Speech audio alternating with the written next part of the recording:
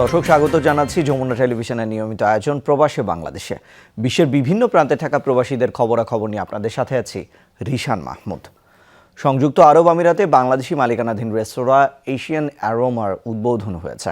দুবাইয়ে আল হুদাইবিয়া শপিং মলে অনুষ্ঠিত হয় এই উদ্বোধন অনুষ্ঠান। রেস্তোরাঁ স্বত্বাধিকারী ফরহাদ হোসেন বলেন, একসময় আমিরাতে রেস্তোরাঁ ব্যবসায় রাজ করত পাকিস্তানি এবং ইন্ডিয়ান ব্যবসায়ীরা, তবে বর্তমানে এই অঞ্চলের মানুষদের কাছে জনপ্রিয়তার শীর্ষে আছে বাংলাদেশি খাবার।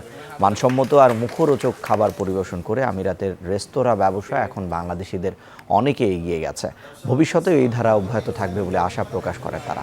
এ সময় এশিয়ান অ্যারোমা রেস্তোরাঁর বাংলাদেশ এবং এশিয়ার অন্যান্য দেশের খাবারের পাশাপাশি আরবের খাবারও রয়েছে বলে জানান ফরহাদ হোসেন। অনুষ্ঠানে আরও উপস্থিত ছিলেন রেস্টুরেন্টের ম্যানেজিং ডিরেক্টর আরিফুর রহমান, ইউসুফ মিয়া, সোহাগ, সালমান সহ আরও অনেকে।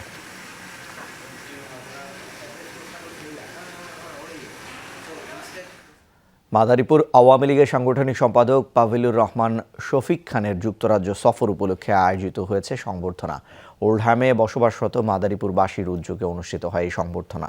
ওল্ডহ্যামের একটি স্থানীয় রেস্তোরাঁয় হয় এই আয়োজন। অনুষ্ঠানের শুরুতে ফুল দিয়ে বরণ করে নেওয়া হয় অতিথি পাভিলুর রহমান শফিককে। এ সময় তিনি বলেন, বর্তমান সরকার দেশের উন্নয়নে নিরলস কাজ করে যাচ্ছে। এই উন্নয়নের ধারা অব্যাহত রাখতে এবং বাংলাদেশকে উন্নত স্মার্ট হিসেবে গড়ে তুলতে শেখ হাসিনার সরকারের বিকল্প নেই। তাই আগামী দ্বাদশ জাতীয় নির্বাচনে নৌকা মার্কায় ভোট দিয়ে আওয়ামী লীগ সরকারকে পুনরায় ক্ষমতায় আনতে সবাইকে আহ্বান জানান তিনি। এনায়েত হোসেন রিপনের সভাপতিত্বে অনুষ্ঠানে আরও উপস্থিত ছিলেন সোহাগ হোসেন, গোলাম মোস্তফা, কাইয়ুম সর্দার, আতর রহমান মন্টু, খোকন মোল্লা, মাসুম শিকদার এবং মমতাজ উদ্দিন সহ অন্যান্যরা। সকল প্রবাসী দলমত নির্বিশেষে শেখ হাসিনার প্রতি আস্থা রেখে উনি একমাত্র বাংলাদেশের আস্থার শেষ ঠিকানা। তার নেতৃত্বে বাংলাদেশকে অন্ততপক্ষে আরেকবার নৌকায় বিজয় করবেন, এটি আমি আহ্বান জানাই। যুক্তরাজ্যের ওয়েলসে 2 মাসব্যাপী কোরআন শিক্ষা কর্মসূচি শেষে বাঙালি মুসলিম শিশুদের মাঝে বিতরণ করা হয়েছে পুরস্কার এবং সনদ। বৃহস্পতিবার ওয়েলসে জালালিয়া সুন্নি জামে মসজিদ এবং ইসলামিক এডুকেশন সেন্টারের উদ্যোগে এবং দারুল কেরাত মসজিদিয়া ফুলতলি ট্রাস্টের সার্বিক তত্ত্বাবধানে আয়োজিত হয় এই অনুষ্ঠান। সভাপতিত্ব করেন সেন্টারের খতিব মাওলানা মোহাম্মদ নুমান আহমেদ। অনুষ্ঠানে কিরাত, তাসবিদ এবং কারিয়ানার বিভিন্ন ক্যাটাগরিতে বিজয়ী ছাত্রছাত্রীদের দেয়া হয় সম্মাননা এবং সনদ ও পুরস্কার। এ সময় আরও উপস্থিত ছিলেন সেন্টারের নাজিম এটিএম সাদউদ্দিন, মাওলানা মাহফুজুল হাসান খান মিল্লাত, মসজিদ কমিটির সদস্য হাজি আব্দুল কাদির, হাজি মোহাম্মদ আসান, হাজি জৈন উদ্দিন ও বিজয়ী শিক্ষার্থীদের অভিভাবক সহ অন্যান্যরা। যুক্তরাজ্যের সিলেট সদর উপজেলার বড়ইকান্দি গ্রামের প্রবাসীরা মতবিনিময় করেছেন। বৃহস্পতিবারে বার্মিংহামে অনুষ্ঠিত হয় এই মতবিনিময় সভা। নিজেদের মধ্যে ঐক্য, ভ্রাতৃত্ব, পারস্পরিক সহযোগিতা এবং সর্বোপরি এলাকার আর্থসামাজিক উন্নয়নে ভূমিকা রাখার প্রত্যয়ে আয়োজন করা হয় এই সভাটি।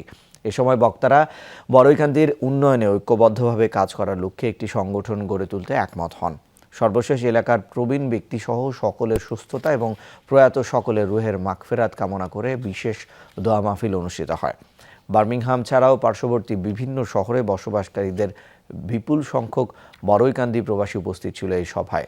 প্রবীণ কমিউনিটি ব্যক্তিত্ব আলহাজ মাহমুদ হাসান MBEর সভাপতিত্বে এবং কাজী বাবর উদ্দিনের সঞ্চালনায় সভায় আরও উপস্থিত ছিলেন হেলাল উদ্দিন, আজিজুর রহমান, মতি, কামাল আহমেদ, সিরাজ মিয়া সহ অন্যান্যরা। মালয়েশিয়ার নতুন রাজা নির্বাচিত হয়েছেন সুলতান ইব্রাহিম ইস্কান্দার। এক বিবৃতিতে এই তথ্য জানিয়েছে দেশটির রয়্যাল কাউন্সিল। শুক্রবার দেশটির জাতীয় প্রাসাদে অনুষ্ঠিত হয় রয়্যাল কাউন্সিলের 263তম সভা। ওই সভায় জোহর দারুল তাজিমের সুলতান ইব্রাহিম সুলতান ইস্কান্দারকে মালয়েশিয়ার পরবর্তী রাজা হিসেবে নির্বাচিত করা হয়। আগামী বছর 31 জানুয়ারি মসনদে বসবেন তিনি। বর্তমানে দেশটির রাজা হিসেবে দায়িত্বরত আছেন আল সুলতান আবদুল্লাহ। 5 বছর অন্তর নতুন রাজা নির্বাচিত হয় মালয়েশিয়ায়। দেশের 9টি রাজ পরিবারের মধ্য থেকে একজনকে রাজা নির্বাচিত করে দেশটির রয়্যাল কাউন্সিল।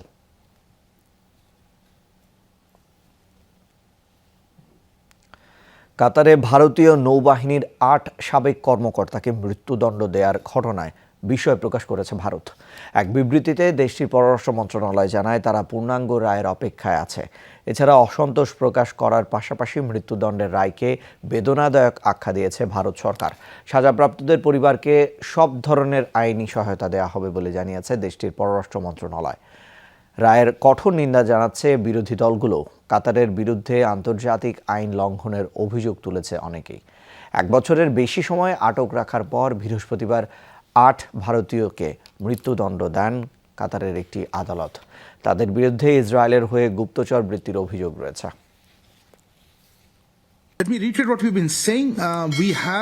আমরা বিষয়টি দেখছি। কাতারে আমাদের দূতাবাস কাজ করছে। আটক কর্মকর্তাদের পরিবারের সদস্য যারা দোহায় আছে তারা যেন তাদের সাথে দেখা করতে পারে সেই বিষয়ে কাজ করছি আমরা। এছাড়া যাদের পরিবার ভারতে আছে তারাও যেন কাতার যেতে পারে সেটিও দেখা হচ্ছে। আজকের আপডেট হচ্ছে আমাদের দূতাবাস কর্মকর্তারা আটক অফিসারদের সাথে সাক্ষাৎ করেছে। এই মামলায় যা করা সম্ভব সবই আমরা করব। ইসরায়েলি আগ্রাসনে ৭৩০০ ছাড়ালো গাজা উপত্যকার প্রাণহানি। বৃহস্পতিবার পুরো তালিকা প্রকাশ করেছে হামাস নেতৃত্বাধীন স্বাস্থ্য মন্ত্রণালয়। 212 পৃষ্ঠার নথিতে সংযুক্ত করা হয়েছে নিহতদের নাম এবং বয়স। মন্ত্রণালয়ের দাবি ৬,৭৪৭ জনের পরিচয় নিশ্চিত হওয়া গেছে, কিন্তু এখনও শনাক্ত করা যায়নি বাকিদের মরদেহ, যাদের বেশিরভাগই শিশু। দাফনের আগে তাদের কাপড় আর ছবি সংরক্ষণ করা হয়েছে মর্গে। তালিকায় অনুসারে নিহতদের মধ্যে ২,৬৬৫ জনই শিশু। হামাসের অভিযোগ, গেল 3 দিনে নির্বিচার হত্যাযজ্ঞ চালিয়েছে ইসরায়েলি সেনাবাহিনী। গড়ে ৬০০-র ওপর ছিল প্রাণহানি। 24 অক্টোবর সর্বোচ্চ ৭৫৬ জনের মৃত্যু দেখে গাজাবাসী। ফিলিস্তিনের মৃতের সংখ্যা নিয়ে বুধবার সন্দেহ প্রকাশ করে মার্কিন প্রেসিডেন্ট জো বাইডেন। এরপরই পূর্ণাঙ্গ তালিকা দিল হামাস। ইসরায়েলের রাজধানী তেল আবিবে মিসাইল হামলা চালালো ফিলিস্তিনি সশস্ত্র গোষ্ঠী হামাস। হামলার এ ঘটনায় অন্তত 3 ইসরায়েলি নাগরিক আহত হয়েছেন। তেল আবিব জানায় একটি আবাসিক ভবনে আঘাত হানে মিসাইলটি। বেশ ক্ষতিগ্রস্ত হয় ভবনটি। কর্তৃপক্ষ জানায় বেশিরভাগ বাসিন্দাই সাইরেন শুনে নিরাপদে সরে যাওয়ায় খুব বেশি হতাহত হয়নি। এর আগে রাজধানী জুড়ে বাজতে শুরু করে সতর্কতার সাইরেন। হামাসের দাবি, গাজায় ইসরায়েলে চালানো গণহত্যার প্রতিবাদেই তাদের এই পাল্টা হামলা। যুদ্ধ শুরু হওয়ার পর কয়েকবারই রাজধানীর তেল আবিবকে লক্ষ্য করে হামলা চালিয়েছে হামাস। তবে সেসব হামলা কোনো হতাহতের ঘটনা ঘটেনি।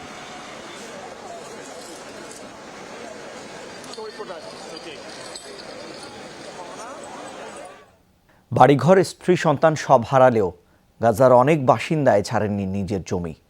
আগেও ইসরায়েলি আগ্রাসনে নিরাপদ আশ্রয়ের জন্য ঘরবাড়ি ছেড়ে আর সেই বাড়িতে ফিরতে পারেনি লাখো ফিলিস্তিনি। ইহুদিরা সব দখল করে নিয়েছে। এবার মৃত্যু ছাড়া কোথাও না যাওয়ার সিদ্ধান্ত নিয়েছেন অনেকেই। এদিকে ইসরায়েলের বিরতিহীন হামলায় গাজায় ক্রমেই বাড়ছে শিশু মৃত্যুর তালিকা।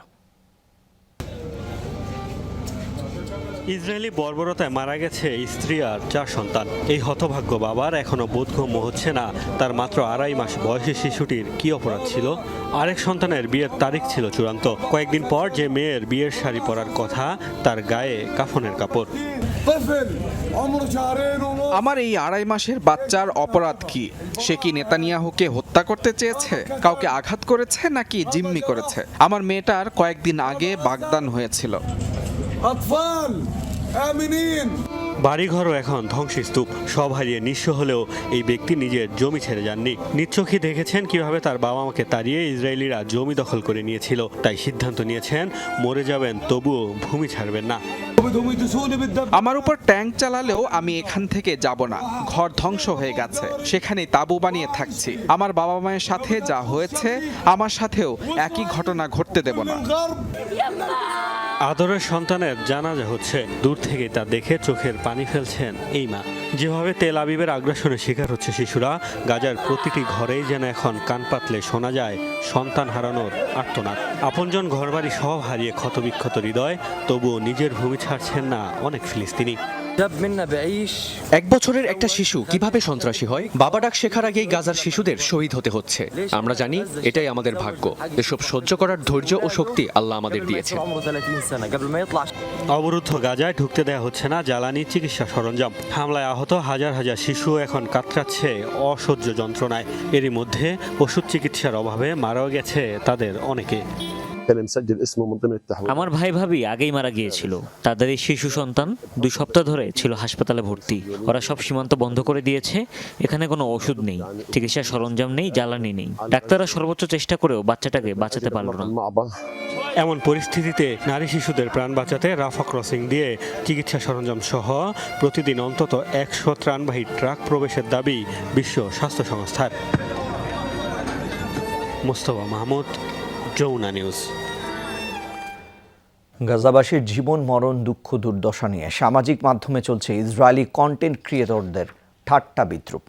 ইসরায়েলি বর্বরতায় প্রতি মুহূর্তে যখন মৃত্যু দেখছে গাজার সাধারণ মানুষ, নেই খাবার, পানি, বিদ্যুৎ, তখন তাদের সেই দুর্দশাকে উপহাস করে বানানো হচ্ছে বিভিন্ন ভিডিও। চলছে মিথ্যা প্রপাগান্ডাও। ইসরায়েলি বাহিনীর একের পর এক হামলায় গাজার নিরাপরাধ 23 লাখ মানুষ যখন জীবন বাঁচাতে ব্যস্ত, তখন খাবার, পানি আর ওষুধ সংকট নিয়ে করা হচ্ছে এমন তামাশা। আর এসব ভিডিওতে সয়লাব সামাজিক যোগাযোগ মাধ্যম। সুপেয় পানির অভাবে সাগরের লোনা পানি পান করতে বাধ্য হচ্ছেন গাজার মানুষ। আর সেই দুর্দশাকে নিয়ে ঠাট্টা তামাশা করতে পানি দিয়ে তৈরি করা হচ্ছে কন্টেন্ট। একই চিত্র বিদ্যুৎ নিয়েও। ইসরায়েলিরা তাদের ঘরে থাকা বৈদ্যুতিক বিভিন্ন যন্ত্রের ব্যবহার দেখিয়ে করছেন হাসি ঠাট্টা। আর এসব ভিডিও ছাড়া হচ্ছে রিলস, টিকটক আর ইউটিউব শর্টসেও। প্রতি মুহূর্তে আপনজনের মৃত্যু দেখতে হচ্ছে যে গাজাবাসীকে, সেটি নিয়েও ঠাট্টা করতে এতটুকু বিবেকে বাঁধেনি ইসরায়েলিদের। এর পাশাপাশি চলছে প্রোপাগান্ডাও। 2017 সালে ফরাসি দাতব্য সংস্থা ডক্টরস অফ দ্য ওয়ার্ল্ডের উদ্যোগে শিল্পী মরিয়ম সালার নির্দেশনায় অভিনয়ের প্রস্তুতি নিচ্ছিলেন শিল্পীরা। অথচ সেই ভিডিওকে শেয়ার দিয়ে প্রচারণা চালানো হয় যে গায়ে লাল রং মেখে আহত হওয়ার ভান করে বিশ্ববাসীর সহানুভূতি অর্জনের চেষ্টা করছে গাজাবাসী। এসব প্রোপাগান্ডায় যোগ দিচ্ছেন ভারত সহ কয়েকটি দেশের নাগরিকরাও। মীর মুশফিক আহসান, যমুনা নিউজ। এই ছিল প্রবাসী বাংলাদেশে। এতক্ষণ সাথে থাকার জন্য সবাইকে ধন্যবাদ।